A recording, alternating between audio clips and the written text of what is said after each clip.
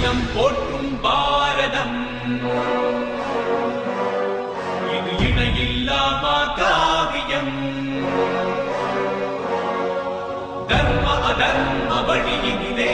நன்மை தீமைக்கு இடையினிலே